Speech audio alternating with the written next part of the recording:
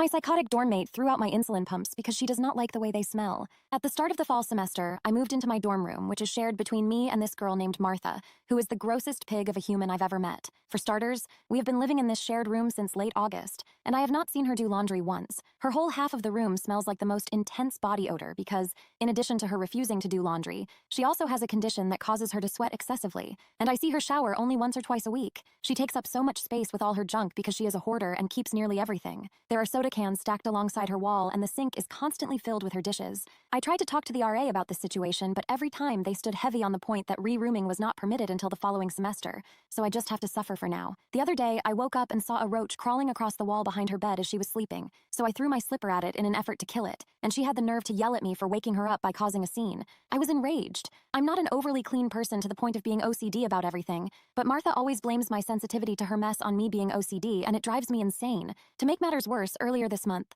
Martha adopted a cat and snuck it into our dorm room and has been forcing me to keep it a secret because she does not want to get kicked out of the school. When she brought the cat in, she never got it a litter box, so it had been using her clothing piles as its bathroom. It's absolutely revolting. I would snitch on Martha to the school for bringing a cat into the dorm in an effort to get her in trouble, but I also like the poor thing and don't want it to get kicked back out onto the street or put back into the foster shelter. I ended up buying the cat a litter box with my own money so that the cat could stop doing business all over the room, and Martha got mad at me for that and tried to claim that I was stealing her cat from her. Needless to say, this girl is crazy. Now for some context on what I'm about to tell you. I am a type 1 diabetic and have been my whole life, so I know how to go about things and take care of myself. I keep my insulin in the fridge because that is the way I've been storing it my whole life, and Martha has been made aware of this. Since the start of the semester, she's complained about my insulin taking up too much space in the fridge and freaking her out. She literally said, "I hate feeling like I'm in a hospital room every time I open the fridge." Like, girl. I wanted to tell her how much I hate feeling like I'm at a trap house every time I open the door to our dorm, but held back because there was no point in arguing with her. Earlier today, when I came home, I checked the fridge because I needed to replace my insulin pump and my shelf on the fridge was empty.